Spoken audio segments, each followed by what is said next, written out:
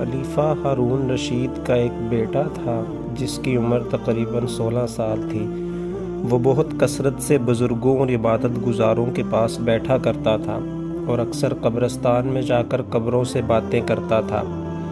کہتا تھا کہ تم لوگ ہم سے پہلے دنیا میں تھے، اس کے مالک تھے، لیکن اس دنیا نے تمہیں نجات نہ دی حتیٰ کہ تم قبروں میں پہنچ گئے۔ کاش مجھے کسی طرح خبر ہوتی کہ تم پر کیا گزر رہی ہے اور تم سے کیا کیا سوال و جواب ہوئے ہیں۔ ایک دن وہ اپنے بادشاہ باپ کی مجلس میں آیا۔ اس مجلس میں سارے وزیر اور امیر موجود تھے۔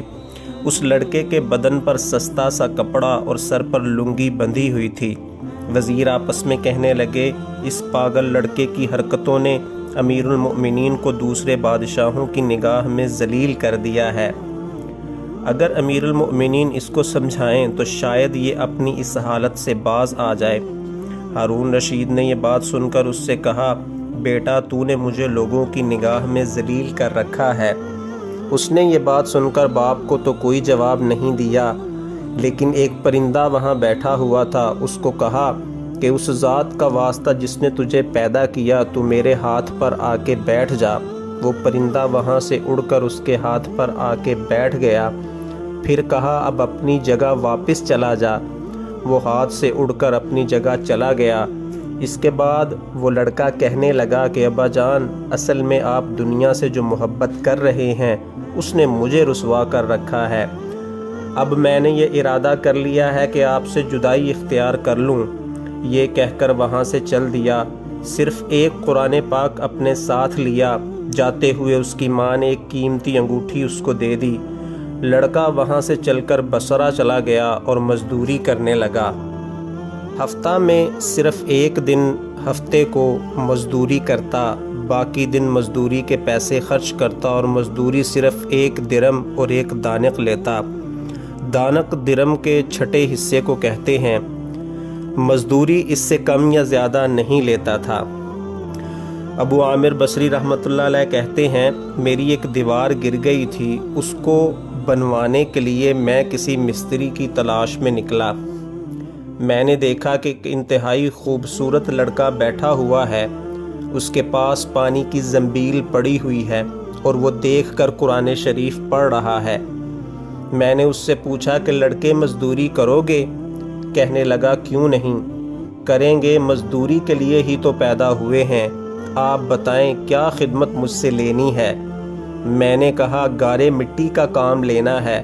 اس نے کہا، 1 درم اور 1 دانق مزدوری ہوگی اور نماز کے اوقات میں کام نہیں کروں گا، مجھے نماز کے لیے جانا ہوگا۔ میں نے اس کی دونوں شرطیں منظور کر لیں اور لا کر کام پر لگا دیا۔ مغرب کے وقت جب میں نے دیکھا تو اس نے 10 آدمیوں کے برابر کام کیا۔ میں نے اس کو مزدوری میں 2 درم دیے، اس نے لینے سے انکار کر دیا اور 1 درم اور 1 دانق لے کر چلا گیا۔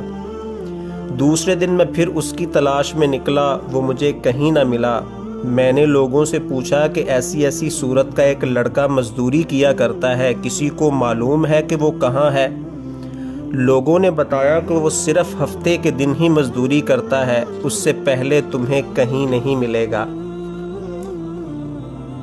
مجھے اس کا کام اتنا پسند آیا کہ میں نے 8 دن اپنی تعمیر کا کام بند کر دیا اور ہفتہ کے دن اس کی تلاش کے لیے نکلا۔ وہ اسی طرح قرآن شریف پڑھتا ہوا ملا۔ میں نے سلام کیا اور مزدوری کرنے کا پوچھا۔ اس نے وہی پہلی 2 شرطیں بیان کی، میں نے منظور کر لیں۔ وہ میرے ساتھ آ کر کام میں لگ گیا۔ مجھے اس بات پر حیرت تھی کہ پچھلے ہفتے اس اکیلے نے 10 آدمیوں کا کام کیسے کر لیا۔ میں نے چھپ کر اس پر نظر رکھنی شروع کر دی کہ اس کے کام کرنے کا طریقہ دیکھوں، تو میں نے یہ منظر دیکھا کہ وہ ہاتھ میں گارا لے کر دیوار پر ڈالتا ہے اور پتھر اپنے آپ ہی ایک دوسرے کے ساتھ جڑتے چلے جاتے ہیں۔ سبحان اللہ! مجھے یقین ہو گیا کہ یہ کوئی اللہ کا ولی ہے۔ جب شام ہوئی تو میں نے اسے 3 درم دینا چاہے، اس نے لینے سے انکار کر دیا کہ میں اتنے درم کیا کروں گا، اور 1 درم اور 1 دانق لے کر چلا گیا۔ میں نے ایک ہفتہ پھر انتظار کیا اور ہفتے والے دن پھر اس کی تلاش میں نکل گیا، لیکن اس دفعہ وہ مجھے نہیں ملا۔ میں نے لوگوں سے اس کے بارے میں پوچھا۔ ایک شخص نے بتایا کہ وہ 3 دن سے بیمار ہے اور فلاں جنگل میں پڑا ہوا ہے۔ میں نے ایک شخص کو اجرت دے کر راضی کیا کہ وہ مجھے اس جنگل میں پہنچا دے۔ وہ مجھے ساتھ لے کر اس جنگل میں پہنچا تو میں نے دیکھا کہ وہ لڑکا بے ہوش پڑا ہوا ہے اور آدھی اینٹ کا ٹکڑا اس کے سر کے نیچے رکھا ہوا ہے۔ میں نے اس کو سلام کیا، اس نے جواب نہ دیا۔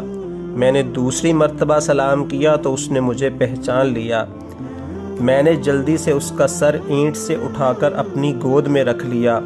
اس نے سر ہٹا لیا اور چند شعر کہے جن کا ترجمہ یہ ہے: میرے دوست، دنیا کی نعمتوں سے دھوکہ میں نہ پڑ، عمر ختم ہوتی جا رہی ہے اور یہ نعمتیں سب ختم ہو جائیں گی۔